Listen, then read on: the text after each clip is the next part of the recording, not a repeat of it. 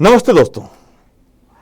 ईद के बाद से ही यूरोप में अस्थिरता है।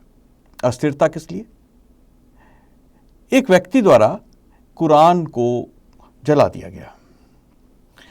कहा जाता है कि वो व्यक्ति भी इस्लाम को मानने वाला था और वो इराक से जो है यूरोप गया था, यानी शरणार्थी था, लेकिन उसने ईद के दिन ही ये किया और उसके बाद से ही यूरोपियन देशों के खिलाफ मुस्लिम समुदाय खड़ा हो गया।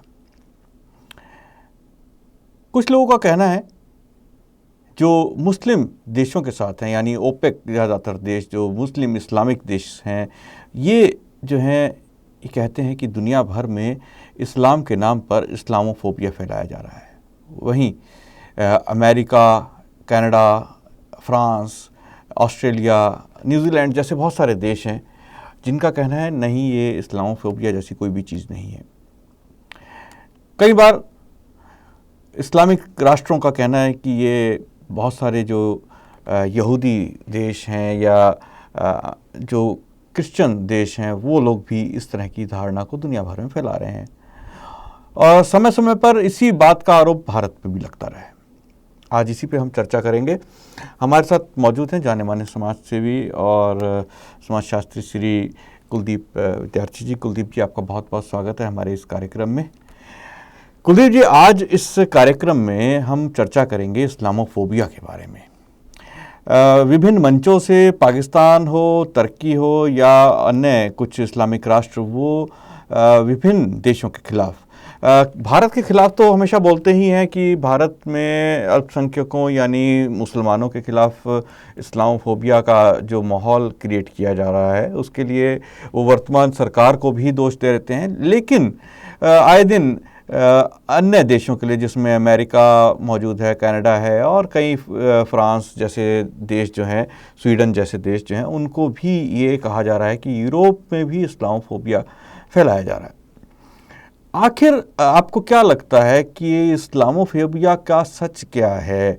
क्या ये अपनी कुरान में दी गई चीज़ों को मानने को तैयार नहीं है?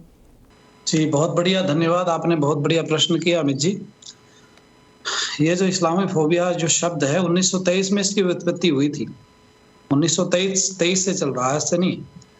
और ये इस्लाम के प्रति भय, डर या नफरत, ये जो सब ये शब्द का प्रयोग किया जा रहा है, इस्लामोफोबिया मतलब इस्लाम के प्रति नफरत, भय या डर। तो ये ऐसा हुआ क्यों है? इन सब के पीछे जाना पड़ेगा, हिस्ट्री को इसका जानना पड़ेगा, क्या इस्लामोफोबिया नाम की कोई चीज है या नहीं है। तो उसके लिए किसी भी चीज की गहराई में जाना पड़ता है। आपको गंगा जी को देखना है, अगर गंगा शुद्ध पवित्र है या नहीं, तो यहाँ नहीं देखेंगे जहाँ अब इस समय पर आपके हाथ लगी, जहाँ से निकल रही है वहां से देखना पड़ेगा। तो इस्लामोफोबिया पर अगर आपको स्टडी करनी तो आपको वहां जाना पड़ेगा जहां से इस्लाम शुरुआत हो रही जी। ये समस्या पैदा हो क्यों रही है? इस समस्या के पीछे सबसे बड़ा कारण है वहाबी विचारधारा। मैं आपको बताना चाहूंगा, जब इस्लाम की उत्पत्ति हुई तो इस्लाम की उत्पत्ति के 150 वर्ष के आसपास लगभग बाद में एक वहाबी संप्रदाय इसी में आता है, उनकी विचारधारा पैदा हुई और उन्होंने इस्लाम को फैलाने के लिए वो रास्ते अपनाए जो संसार में किसी ने नहीं अपनाए। वो रास्ते कौन से थे? पहले जो थी संप्रदायों की आपस में लड़ाई होती थी संसार में, यहूदियों की, क्रिश्चियनों की लड़ाई चल रही है और बहुत लोगों की लगी। हिस्ट्री में मैं नहीं जाना चाहता क्योंकि उतना अवकाश समय नहीं होता है। आप ये समझो, इस्लाम को बढ़ाने के लिए जो तरीका अपनाया वहाबी विचारधारा ने, वो तरीका दुनिया में सबसे अलग था जी। और वो तरीका यही था, मारकाट मचा करके, डर भय पैदा करके अपनी भीड़ बढ़ा लेना। तो जब शुरुआत हो रही है इनकी, जिस समय पर ये सारी चीजें, जब इस्लाम से उत्पत्ति हो रही, इस्लाम आगे फैल रहा है, बढ़ रहा है, तो उस समय पर जो इन्होंने कार्य की वही कार्य तो आज भी कर रहे हैं। तो सीधी सी बात है, इस्लाम के प्रति नफरत पैदा स्वाभाविक बात है। ये जो आज दुनिया भर में हो रही, फ्रांस तो एक छोटी सी बात है, हिस्ट्री का बहुत छोटा सा नमूना है। फ्रांस से आप पीछे चले जाओ, मैं कह रहा हूँ 1400 साल इनको पैदा हुए हैं। 1400 साल में से 150 साल निकाल दो आप, लगभग 1250 साल पुरानी बात बता रहा हूँ, जब से इन्होंने ये सभी किया हुआ, ये मारकाट मचाई हुई है। तो इनका ये पुराना इतिहास रहा है, इसको आप देखेंगे तो ये कोई नई चीज नहीं है, ये वैसा इन्होंने किया है, इसलिए सभी चल रहा है। जी बिल्कुल, ये जो आपने बात कही कि ये एक पुराना इतिहास है, बिल्कुल हम देखते हैं कि कश्मीर में भी 90 के दशक में इसी प्रकार से हुआ कि या तो इस्लाम अपना लो, कलमा पढ़ लो, या फिर आप का कत्ल कर दिया जाएगा। पाकिस्तान का जब उदय हुआ, यानी भारत का जब बंटवारा हुआ और पाकिस्तान बना इस्लाम के नाम पर, तब भी हजारों लाखों लोगों को यही कहा गया कि या तो आप कलमा पढ़कर मुसलमान बन जाओ, नहीं तो आपको कत्ल कर दिया जाएगा। लेकिन ये सब इस्लाम को अगर हम देखते हैं, ओवरऑल देखते हैं, जो इस्लामिक मुल्क हैं, टर्की हो या फिर आप इधर चले जाएं अफ़गानिस्तान या पाकिस्तान में, तो ये आज भी लड़ रहे हैं किसी ना किसी बात को लेकर, आप एक दूसरे को जो है गला काट रहे हैं।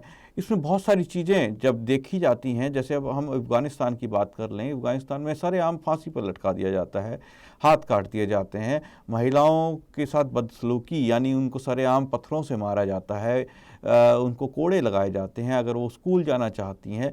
तो ये सब चीज़ें जो कि आज के मॉडर्न वर्ल्ड के अंदर कहीं नहीं आती, लेकिन हवाला दिया जाता है इस्लाम और इस्लाम की शिक्षाओं का। कहा जाता है कि महिलाओं को पढ़ने का अधिकार नहीं है, महिलाओं को घर में रहना है, महिलाओं की जो 2 गवाही हैं, पुरुष की 1 गवाही है, इस तरह की बहुत सारी चीज़ें हैं। और अगर इसको नहीं जो मानता उसके साथ एक तरह से सख्ती से पेश आया जाता है। पाकिस्तान में बहुत सारी ऐसी घटनाएं हुई कि अगर किसी व्यक्ति ने केवल एक पोस्टर को फाड़ दिया तो उसमें इस्लाम की तौहीन हो गई, उसको जिंदा जला दिया गया। तो ये सब चीज़ें जब यूरोप और अन्य देशों में पहुंचती हैं, ये खबरें भले ही वो भारत में भी पहुंचती हैं, तो इसके खिलाफ जब आवाज़ उठती है तो इसको कह दिया जाता है इस्लामोफोबिया, कि आप ज़बरदस्ती इस्लाम के खिलाफ जो है एक डर पैदा कर रहे हैं। तो कुलदीप जी, आपको क्या लगता है कि जो कुरान में चीज़ें इस तरह की दी गई, या जो इसको मानने वाले लोग इस तरह की चीज़ें कर रहे हैं आज वास्तव में, इसमें और ये जो इस्लामिक राष्ट्र और ये जो पाकिस्तान या जो देश हैं, ये ग्रुप जो है, ये जब कहता है कि इस्लामोफोबिया केवल एक काल्पनिक शब्द है, ये कहीं एग्जिस्ट नहीं करता, तो ये सच्चाई के अंदर क्या डिफरेंस है? थोड़ा इसके बारे में भी समझाएं, ये आखिर क्या चाहते हैं? जी 1996 में डॉक्टर रिचर्डसन, ब्रिटिश में इस्लामोफोबिया के ऊपर आयोग की स्थापना की गई। आप समझ रहे हैं?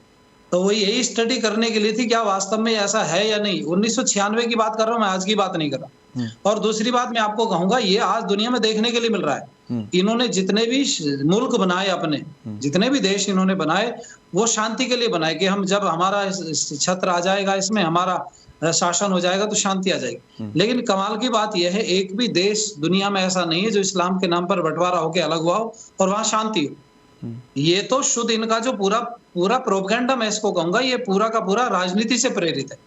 और ये सत्ता हथियाने के लिए, ये अंतिम जो इनका उद्देश्य होता है वो केवल सत्ता होता है। आप देख लो अफगानिस्तान में क्या हुआ, तालिबानी शोर मचाते रहे। किस लिए शोर मचा रहे थे? तुम्हें कुर्सी की क्या जरूरत है भाई? अगर तुम्हें अपना तंत्र अपनी व्यवस्था देनी थी तो उनको दे देते कि भाई इस बात को मानो।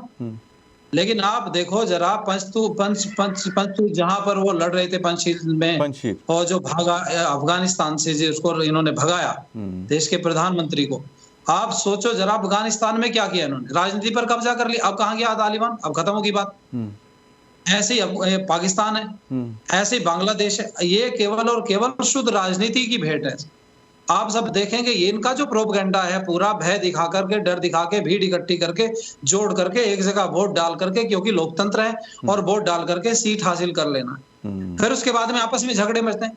भाई सीरिया में तो दूसरे लोग नहीं है, इराक ईरान में तो दूसरे लोग नहीं है, पाकिस्तान अफगानिस्तान में दूसरे लोग नहीं, वहां शांति होनी चाहिए थी ना। वहां इनका जो उद्देश्य है केवल डर भय दिखा करके, चाहे वो अपना परिवार हो इनका, या दूसरा संप्रदाय हो, या धर्म हो, किसी के प्रति भी इनका जो कार्य करने का तरीका है वो केवल यही है कि डर दिखा करके, भय दिखा करके कब्जा करना, बस। यानी प्रवृत्ति तो इनकी नहीं बदलती भले ही।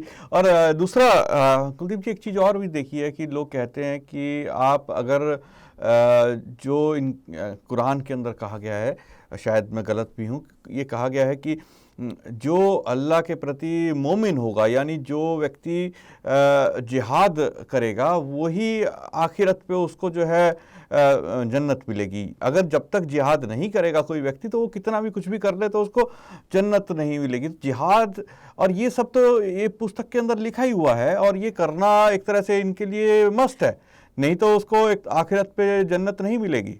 तो ये कहा जो गया है, ये भी चीज़ें कहीं ना कहीं सच है, लेकिन इसको क्यों नकार दिया जाता है? जी, जिहाद जिहाद जो शब्द है ना, वो जिहाद का मतलब है इस्लाम को बढ़ाने के लिए लड़ाई। जी। इस्लाम को बढ़ाने के लिए जो लड़ाई उसके लिए जिहाद शब्द है। और इसको कई लोग इसको मैंने देखा, कई लोग इसको कहते हैं धर्म युद्ध। धर्म युद्ध नहीं है। धर्म युद्ध तो धर्म के लिए होता है। यह केवल इस्लाम युद्ध। जिहाद शब्द का जो प्रयोग है वो केवल इस्लाम को बढ़ाने के लिए है। उसके लिए शब्द का प्रयोग किया जाता है। और इन्होंने जो पूरा का पूरा सब सिस्टम आप देखेंगे, इनका जो भी तरीका काम करने का या जो भी कुछ इनका पीछे उसका उद्देश्य होता है, वो केवल यही होता है कि हम कैसे काबिज हों। जी। दूसरी बात, आपने महिलाओं की और बहुत सारी बातें कही कि इस्लाम में आप देखो जन्नती कौन होगा? मोमिन होगा जो इस्लाम को मानने वाला है, काफिर वो होगा जो इस्लाम का विरोधी है। बिल्कुल। तो आप देखो, इनसे पूछा गया तो इन्होंने कहा कि जो मोमिन होगा वो जन्नती होगा। लेकिन कमाल की बात ये 72 फिरके हैं, 72 संप्रदाय हैं अलग-अलग। उन संप्रदाय में आपको मैं बताना चाहूंगा, एक संप्रदाय का व्यक्ति दूसरे संप्रदाय के कब्रिस्तान में दफनाया नहीं जाता। बिल्कुल। एक संप्रदाय के व्यक्ति के विवाह में दूसरे संप्रदाय का आने वालों का मना है कि यहाँ पर ये अहमदियों का विवाह है, मोहम्मदियों का या दूसरे वालों का आना मना है। सख्त लिखा, कई बार कार्ड पर लिखा होता है। तो मैं कहूंगा आप लोगों से, इनमें आपस में ये चर्चा करके हमें बता दें कि 72 में से कौन से जन्नती होंगे, कौन से दोजखी होंगे। भाई एक ही तो जन्नती होगा। अगर सारे जन्नती कैसे हो जाएंगे? उनसे पूछा हमने, वो शिया बोलते हैं कि सुन्नी जन्नती हो, तिया बोलते हैं हम जन्नती होंगे, सुन्नी नहीं होंगे। सुन्नी बोलते हैं हम जन्नती होंगे, दोजखी होंगे। तो आपस में निर्णय जो नहीं हो पा रहा, इसलिए तो इनके झगड़े आपस में। ये जो 72 फिरके इनके अलग अलग चल रहे हैं, उस 72 फिरकों में यही तो झगड़ा है। ये अपने आप को सब जन्नती बोलते हैं, दूसरे को जो दोजखी बोलते हैं। इसी बात का झगड़ा, और ये झगड़ा कभी समाप्त नहीं हो सकता, और क्योंकि ये काल्पनिक चीजें हैं। जी। बिल्कुल। ये जो एक आपने अभी बात करी काफिर वाली, काफिर का भी तो इसमें एक बहुत बड़ा रोल इनके जो पूरी शिक्षाओं के अंदर ये कहा गया है कि काफिर का कत्ल वाजिब कत्ल है। काफिर जो है, क्योंकि वो अल्लाह को नहीं मान रहा, क्योंकि जो उनके हिसाब से जो डिस्क्राइब किया गया उन चीज़ों को नहीं मान रहा, जो भी उनकी आसमानी किताब है उसको नहीं मान रहा, तो वो वाजिब कत्ल यानी काफिर है। तो ये सब चीज़ें कहीं जो है दुनिया के अंदर इस्लामोफोबिया की जो पूरी की पूरी थ्योरी है, इसको पूरी तरह स्थापित करती है कि क्योंकि वाजिब कातिल है, हम अगर हिंदू जो हैं वो कुरान को नहीं मान रहे या हम वेदों को मान रहे हैं, वेदों की शिक्षाओं को मान रहे हैं, तो उनके हिसाब से तो हम वाजिब कातिल हैं। तो वो तो हमेशा लड़ाई करेंगे ही, कभी ना कभी तो हमला होगा ही, कभी ना कभी तो हमारे खिलाफ साजिश होगी ही, क्योंकि हम तो वाजिब कातिल हैं उनके हिसाब से, और उन्हें जन्नत में जाने के लिए ये करना बहुत ज़रूरी है। तो ये इस्लामोफोबिया की जो नींव है, ये पूरी की पूरी इसकी वास्तविकता तो बिल्कुल सामने आती है, ये सब चीज़ें सोची जाए तो। जी जी, बहुत बढ़िया बात आपने कही कि वाजिब कातिल है। और अगर मैं आपको बताऊं, मेरे सामने अगर कोई आके बात करे तो मैं आपको बताना चाहूंगा, इस्लाम पहनावे की भी बात करता है। जो पैंट पजामे पहने घूम रहे हैं ना, इसको इस्लाम इनको नहीं बोलता है कि इस्लाम पहन सकता है। साइंस का प्रयोग, जो मोबाइल का टेलीफोन का प्रयोग करे, इसको इस्लाम में वर्जित है। जो खान पीन आपका इधर बाहर का आप खा रहे हैं, सब वर्जित है। 5 टाइम की नमाज अलाउ है, कौन कर रहा है? कपड़े जो इनके वस्त्र पहनने के वो पहनने, उसके अलावा दूसरा नहीं पहनना, कौन पहन रहा है इनमें से? तो ये तो सारे विरोध कर रहे हैं, खुद ही तो इस्लाम को तोड़ते हैं। आप बताओ, इस्लाम पर चल कौन रहा है? जी। अगर उसको आप ये काफिर की परिभाषा लेंगे हम, तो ये सारे उसी कटघरे में नहीं आगे खड़े हो जाएंगे इस्लाम वाले, ये काफिर वाले में। क्या 5 टाइम की नमाज अदा करता है, उसके अलावा जो उन्होंने निकाला है, आधे में रब और आधे में सब, जो आप लोग कहते हैं कि जो उसने कमाई की, क्या उसका वो उतना हिस्सा इस्लाम के लिए लगा रहा है? क्या अपने बच्चों को केवल उसकी तालीम दे रहा है मदरसे की, या स्कूल में पढ़ा रहा है? जो स्कूल में पढ़ा रहा है वो भी काफिर है। जो लड़कियों को पढ़ा रहा है वो काफिर है। जिनकी लड़कियां बिना हिजाब के घूम रही वो काफिर हैं। और मैं इनकी परिभाषा बता रहा हूँ, मेरी नहीं, हिंदुओं को तो अलग रख दीजिए आप केवल इस्लाम की बात कर रहा हूं मैं आपको। और जो दूसरे अपने तरीके से घर बना करके रह रहा है वो काफिर है। जो पशुओं को अपने तरीके से चला रहा है वो काफिर है। जो इस्लाम के अलावा खेती बाड़ी दूसरे तरीके से कर रहा है वो काफिर है। काफिर को अगर आप इनकी परिभाषा को देखना शुरू करोगे, तो मुझे लगता है संसार में मुसलमान यानी कि मोमिन 2-4 ही मिलेंगे आपको। जी, बिल्कुल आपने सही कहा। तो ये आपने बिल्कुल सही कहा, क्योंकि आजकल बैंकों में बहुत सारे खाते हैं, जब से भारत में जो है सब्सिडी बैंकों में आ रही है, तो सब मुसलमान जितने भी संप्रदाय के लोग हैं उन्होंने बैंकों में खाता खुला लिया, जहां ब्याज भी मिलता है, और ब्याज तो इनके लिए हराम है।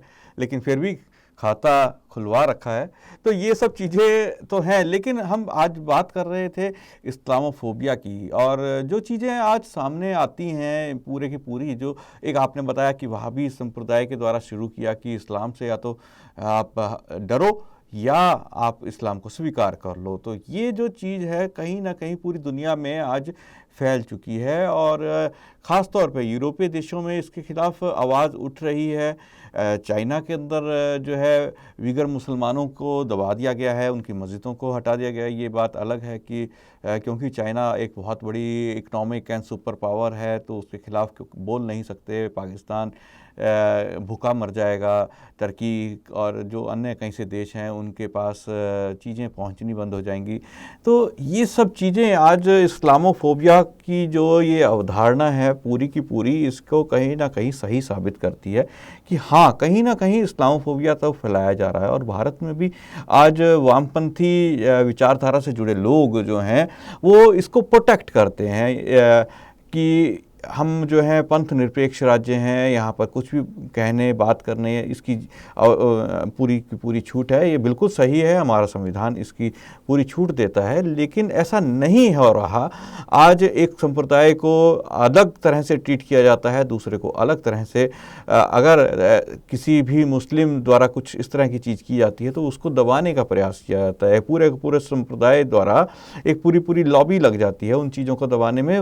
वहीं अगर अन्य जो बहुसंख्यक संप्रदाय से जुड़े लोग हैं उनके द्वारा कुछ होता है तो उसके खिलाफ अलग से आवाज़ उठना, पूरे दुनिया में एक भय पैदा करना कि हिंदू आतंकवाद भी हो सकता है, लेकिन ऐसा कुछ है नहीं।